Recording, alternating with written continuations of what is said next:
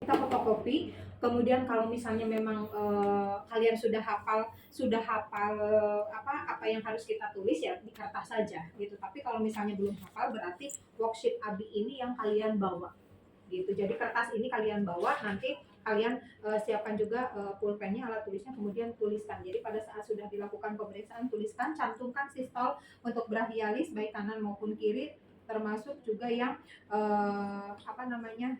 pedisnya atau tibianya untuk kanan dan kiri pasien gitu. Jadi nanti dimasukkan baru habis itu dihitung ya. Kemudian sebelum ke situ, karena memang ini tadi saya bilang bersamaan dengan pemeriksaan yang lain, jadi kita lakukan pemeriksaan inspeksi dan palpasi. Ya, tidak ada auskultasi, tidak ada perkusi kalau untuk pemeriksaan kaki diabetik. Ya, jadi hanya inspeksi dan palpasi. Palpasi juga tadi, palpasinya bisa menggunakan tangan, tapi lebih akurat lagi kita menggunakan Doppler ini. Gitu. Jadi kan untuk mengetahui denyutannya apakah dia bagus atau tidak, bisa pakai tangan manual atau kita bisa menggunakan Doppler untuk lebih akurat, jelas. Karena kan nanti kalau denyutannya kedengarannya kencang, itu pasti di sininya juga bagus gitu. Ya, tapi kalau sama halnya ketika kalian ngecek nadi pada pasien yang normal dengan pasien yang di ICU, ketika cek nadi, ini kok lemah banget, lambat banget, terus nggak kencang gitu ya perasaannya. Nah, sama ini juga pemeriksaan palpasi untuk nadi di brachialis ataupun di pedisnya atau di tibianya itu juga bisa kita samakan seperti itu kurang lebih. Jadi denyutannya apakah dia kuat atau tidak gitu ya. Atau bisa kita menggunakan Doppler ini. Ya. Kemudian interaksinya, baca rekam medis pasien, siapkan alat-alat yang dibutuhkan, kemudian baru kita ke pasien. Selamat pagi Bapak, betul dengan Bapak Dimas? Ya, bagaimana kabarnya hari ini Pak? Tadi malam gimana, bisa tidur Pak? Bisa. Terus apa yang Bapak rasakan hari ini? Pagi ini, bukan hari ini, kan hari tidak ada rasa, hilang rasa gitu ya. Mati rasa ke siapa? Oke ya. Jadi misalnya pasien tidak masih mengeluh, tidak terasa misalnya. Yang tidak terasa di area mana Bapak? Kaki kanan atau kaki kiri? Kanan misalnya, nggak ada rasanya kebas gitu ya, atau misalnya saya pegang-pegang masih nggak kerasa gitu ya, misalnya seperti itu. Baik Bapak, jadi tujuan saya ke sini adalah saya Neneng, saya perawat yang bertugas pada pagi hari ini dari jam 7 sampai dengan jam 2 siang nanti. Tujuan saya ke sini adalah untuk melakukan pemeriksaan pada area kaki dan tangan Bapak. Ya, kalau untuk pemeriksaan area kaki nanti saya lihat karena Bapak di sini mengalami atau punya penyakit diabetes atau kencing manis ya Pak ya. Jadi nanti kita cek area kakinya terutama, kemudian nanti juga akan dilakukan pemeriksaan tekanan darah. Pemeriksaan tekanan darah ini nanti saya pasangkan seperti biasa tensinya di tangan kanan dan kiri, kemudian nanti di kaki kanan dan kiri untuk mengetahui apakah nanti ada sirkulasi darahnya itu bagus atau tidak, masih bagus atau tidak di area tangan dan di area kaki Bapak atau di seluruh tubuh Bapak ini gitu. Nah, terus untuk pemeriksaan kakinya itu nanti untuk mengetahui apakah memang ada kelainan ataukah tidak. Karena tadi kan Bapak menyatakan bahwa merasa mati rasa atau tidak terasa di area kaki gitu. Nanti kita lakukan pemeriksaannya. Waktunya kurang lebih selama 10 menit. Sebelum saya mulai, ada yang ingin Bapak tanyakan terlebih dahulu? Tidak ada. Baik, kalau tidak ada kita mulai ya Pak ya. Kemudian privasi, tutup tirai, tutup jendela, tutup pintu gitu ya. Kemudian kita cuci tangan. Kemudian baru setelah itu kita cuci tangan pakai hand rub atau pakai wastafel gitu ya. Kemudian kita pakai handscoon. Ya Bapak, kalau saya lihat nggak ada luka ya Pak ya? Di kaki Bapak tidak ada luka, mudah-mudahan nanti seterusnya nggak ada luka ya Pak ya, karena nanti kalau sudah ada luka betul-betul harus dilakukan perawatannya. Nah, baik, sekarang saya akan melakukan pemeriksaan dulu di area kaki Bapak ya. Saya mohon izin selimutnya saya buka ya Pak ya, sama celananya kita ke ataskan gitu, karena biasanya kan luka pada pasien diabetes itu kalau misalnya ada luka atau bekas luka luka itu di area kaki, di area ini telapak kaki ya, kemudian di area tibia fibula itu biasanya banyak. Jadi kalau misalnya pasien diabetes itu kan begitu ada misalnya contoh aja digigit nyamuk atau gatel kan digaruk gitu, kalau kita mah merah udah hilang. Kalau pasien-pasien diabetes itu kalau misalnya digaruk terus dia nanti lama-kelamaan banyak bekasnya gitu ya. Nah kalau misalnya sampai ada luka mungkin titik lukanya kecil tapi nggak tahu dalamnya gitu ya. Nah misalnya ini pasien tidak ada luka ya, tidak ada luka sama sekali, dicek misalnya ya, yang pertama kita inspeksi dulu area kaki ya, baik kanan ataupun kiri, dilihat apakah ada luka atau tidak ya. Punten Bapak. Satunya. Kemudian kita cek di area kaki kanan dan kiri ini tidak ada luka. Kemudian kita juga lihat kukunya atau area jari-jari kakinya ini apakah ada sianosis atau tidak, kebiruan ya.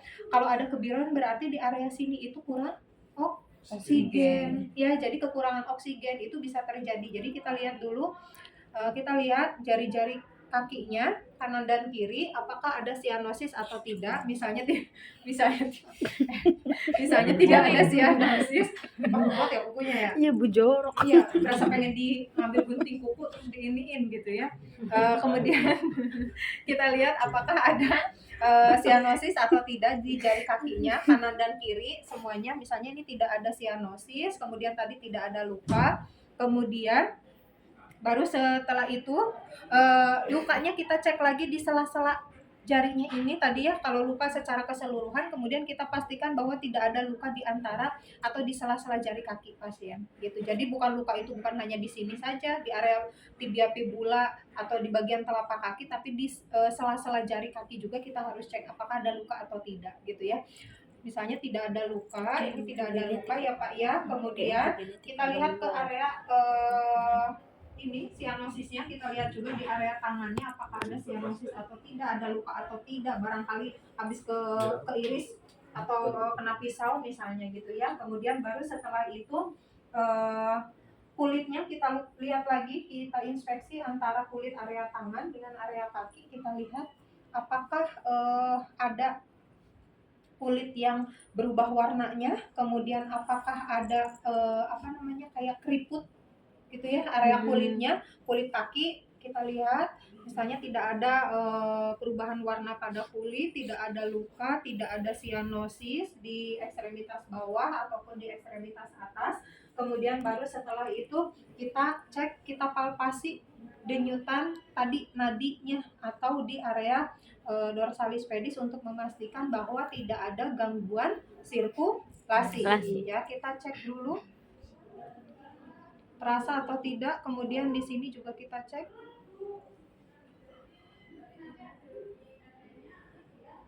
ya, kanan dan kiri.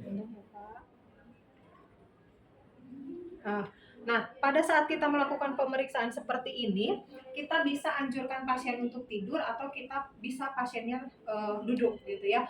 Lebih mudah sebenarnya kalau kita bisa pasiennya tidur seperti ini, tapi boleh juga pasiennya duduk. Berarti kalau duduk kita harus ngecek di bawah gitu ya. Jadi kita cek denyutan nadinya ya di tibia kanan dan kiri apakah ini lebih kuat, apakah teraba denyutannya kuat ataukah tidak ya. Untuk memastikan nanti kita menggunakan Doppler ya. Kemudian baru setelah itu kita bisa melakukan, sebelum ke Doppler kita bisa melakukan pemeriksaan sensasi ya, yang tadi menggunakan monofilamen ya. Jadi ini kita buka, kita tusukan di area tadi 5 atau 10 titik. Kalau pasiennya tidak merasakan dua titik berarti dia sudah mengalami gangguan gitu ya. Kalau semuanya masih merasakan berarti dia masih normal. Bapak, sekarang saya akan ngecek di kaki Bapak. Nanti Bapak bilang ya Pak ya terasa atau tidak. Yang pertama di area jempol kaki. Kerasa nggak Pak?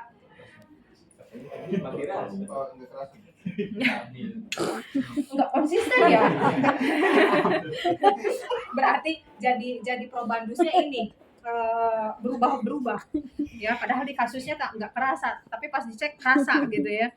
Nah, ini kita cek di area jempolnya ya, tusukan, Pak kerasa nggak ada misalnya.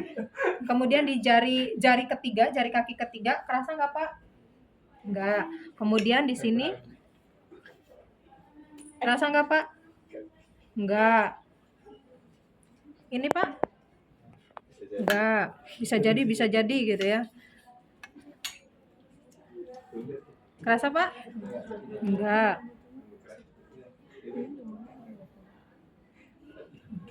Enggak. Enggak. Enggak ya. Ini bagian depan. Ini misalnya, oh dia tidak terasa, berarti ini sudah ada gangguan sensori ya di area ekstremitas bawah untuk yang kanan. Kita cek yang kirinya. Yang kiri mah belum tentu gitu ya. Ini sama. Kita lakukan lagi. Rasa Pak?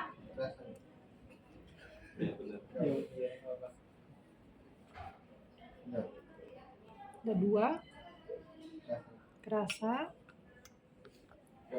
Enggak. Kerasa? Nah, nggak kerasa misalnya, berarti apa? Ini si monofilamen ini kaki kanan kaki kiri sama-sama. Tadi kan ini juga 3 titik yang dia tidak merasakan. Berarti kemungkinan ada gangguan sirkulasi atau gangguan sensori gitu ya. Nah, nanti kita pastikannya menggunakan perhitungan ABI tadi. Ini kalau sudah, berarti kemudian baru setelah itu kita ke pemeriksaan dermatologi ya, yang tadi ujung-ujung kuku ya. Jadi nanti bareng-bareng di sini ujung kukunya itu kalau tadi kita lihat sianosis di ujung jari, sekarang kita di kukunya ya, ada perubahan warna atau tidak di kuku area kaki ya, jari-jari kaki, kemudian jari tangan juga tadi sama di kuku-kukunya, apakah ada perubahan warna? Kan normalnya mah merah kemerahan gitu ya, tidak biru gitu, atau tidak putih, kecuali kalian menggunakan kutek gitu ya. Tapi kan kalau orang rata-rata kan penyakit DM ini pada orang-orang dewasa, atau ada juga yang anak-anak, cuma kan biasanya nggak pakai ini gitu ya, nggak pakai kutek. Kemudian baru area ibu jarinya, apakah memang ada jamur atau tidak. Jadi dilihat di ibu jari di sini, apakah ada jamur atau tidak ya. Nanti jamur, tidak ada jamur misalnya, kemudian tidak ada perubahan warna kuku baik di kaki ataupun di tangan. Kemudian baru setelah itu tidak ada luka tadi ya. Itu pemeriksaan fisiknya. Kemudian kita bisa juga pemeriksaan itu secara keseluruhan. Bisa juga tadi kita lihatnya berdasarkan pedis. P itu berarti perkusi ya. Perkusi itu tadi warna kulit, sianosis, kemudian ada nyeri gitu ya. Kita bisa pegang ya. Jadi tadi kan tidak ada sianosis ya, tidak ada kebiruan. Kemudian baru kita pegang, Bapak nyeri nggak? Bukan mau saya pijitin ya Pak ya. Ada nyeri nggak Pak? Nyeri misalnya ya.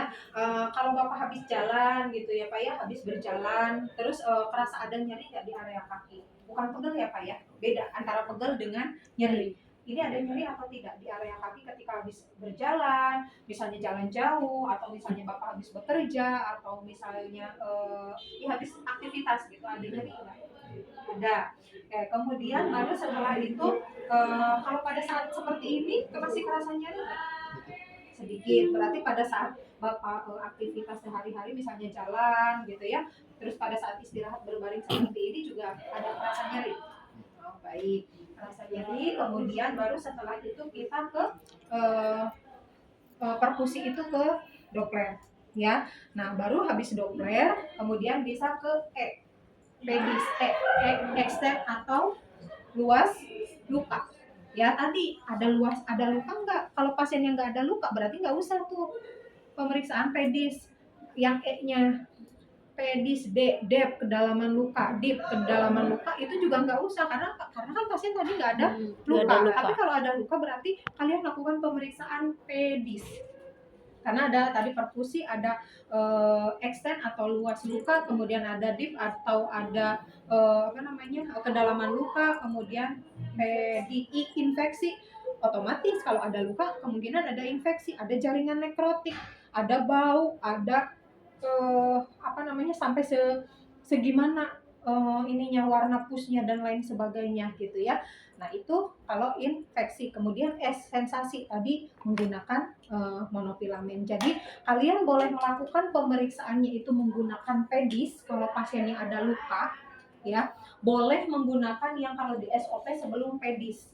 Ini secara keseluruhan. Karena kan kita lihat apakah ada luka atau tidak. Oh ternyata tidak ada luka, tidak ada sianotik, tidak ada jamur, kemudian tidak ada perubahan warna kulit gitu ya. Kemudian misalnya sensasinya tadi seperti apa, misalnya pasien pada saat pemeriksaan monofilamen tidak merasakan sensasi, berarti pasien mengalami gangguan sensasi atau sensorik ya. Kemudian baru setelah itu nanti kita lakukan pemeriksaan Doppler itu. Jadi pilihannya pemeriksaan kaki diabetik itu boleh tergantung luka. Kalau luka berarti kalian menggunakan pemeriksaannya pedis. Kalau nggak ada luka berarti yang di atasnya pedis gitu, karena tidak ada luka. Kecuali misalnya Bu kalau tidak ada luka berarti ya ngapain ngecek ini gitu ya. Gitu. Tapi nanti tergantung di kasusnya. Nah kemudian sekarang kita akan lakukan, tadi sudah kita cek denyutan nadi di tibia dan dorsalis pedisnya ya, ada denyutannya misalnya kuat, tetapi untuk memastikan kita akan melakukan pemeriksaan. Tadi kita menggunakan worksheet habitnya ya.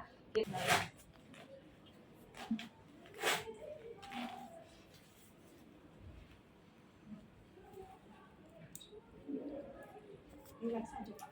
Nah kemudian baru setelah itu kita siapkan jelly. Kita siapkan jelly ya, kita siapkan jelly. Kemudian denyutannya tadi yang brachialis di mana, kemudian kita pakai jelly ya, kita pakai jelly. Kemudian kita nyalakan ya, kemudian kita nah ini posisikan jangan 90 derajat tapi 45 derajat. Kemudian kita pompa.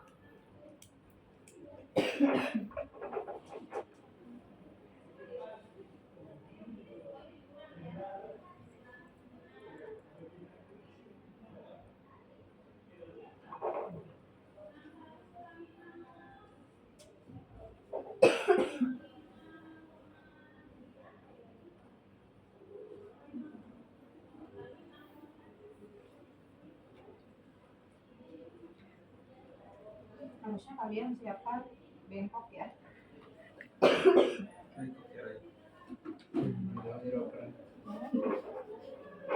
Kita 45 derajat, kemudian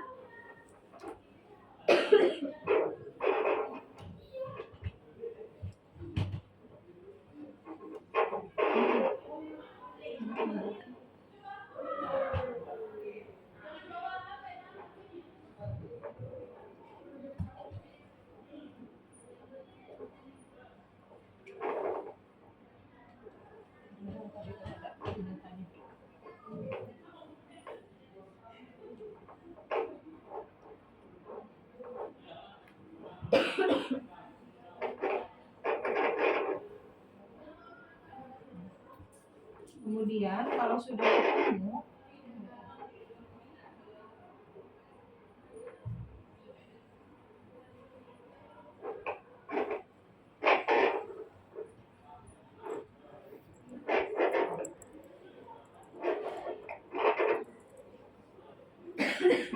ini